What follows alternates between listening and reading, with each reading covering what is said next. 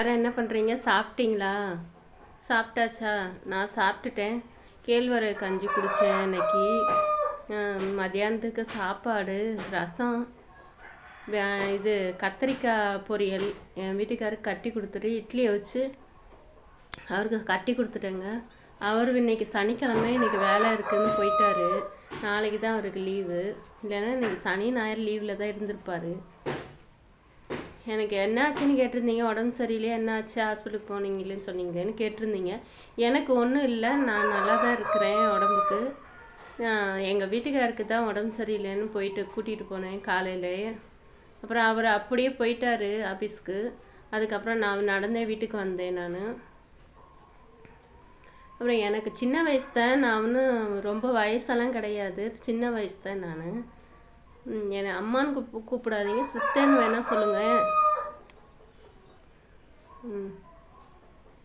நீங்கள் சாப்பிட்டீங்களா? எல்லோரும் உங்கள் வேலைங்கெல்லாம் முடிஞ்சிருச்சா? என்னோடய வேலை இப்போ தான் தொடங்க போகுது. இப்போ தான் 2 மாட்டுக்கு இற வச்சேன். மஞ்சட்டு மாட்டுக்கு இப்போ தான் இற வச்சேன். பசு மாட்டுக்கு இற வச்சு இப்போ தான் வெளியே பற்றி விட்டுட்டு வந்தேன். அதுங்க கண்ணுக்குட்டி இந்த கத்துதுங்க அம்மா அம்மான்னு.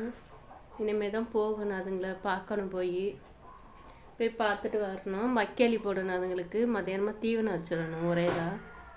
அதுங்களுக்கு வச்சுட்டு அதுக்கப்புறம் துணி துவைச்சி வச்சுருக்கேன், பாத்திரம் கழுவி வச்சுருக்கேன். அதை போயிட்டு துணி மொட்டை மாடியில் காய போடணும்.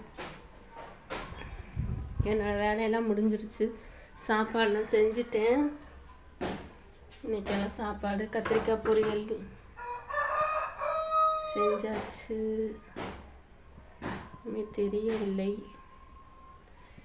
எங்கள் வீட்டு சாப்பாடு ரசம் வச்சாச்சு, சாதம் வடிச்சு அப்படியே இருக்குது, இட்லி எல்லாம் இருக்குது, சட்னி அப்படியே இருக்குது. நான் கேழ்வரகு கஞ்சி குடிச்சிட்டேன் இன்னைக்கு. அதனால இன்னைக்கு நேற்று அப்படி தான் சாப்பிடாமல் விட்டுட்டேன். மதியம் காலையிலேயே சட்னி அப்படியே இருக்குது. இன்றைக்கும் சட்னி அப்படியே மிஞ்சி போயிடுச்சு. இனிமேல் எனக்கு வேலை இருக்குது, நான் போகணும்.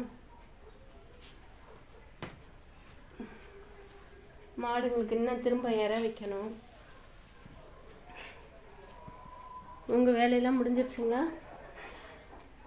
இப்போ தான் இவர் தீவனம் திங்கிறாரு வெளியில். ஒருத்தர் பச்சை தண்ணிக்கிட்டு இருக்காரு. ரொம்ப கோவம் வரும் அவருக்கு தீவனம் வைக்கலைன்னா. சேவலெல்லாம் கட்டி கிடக்கு, அதுங்களுக்கு இற வைக்கணும். புறா இப்போ தான் திறந்து விட்டேன், அதுக்கு இப்போ போய் இற வைக்கணும். Bye friends.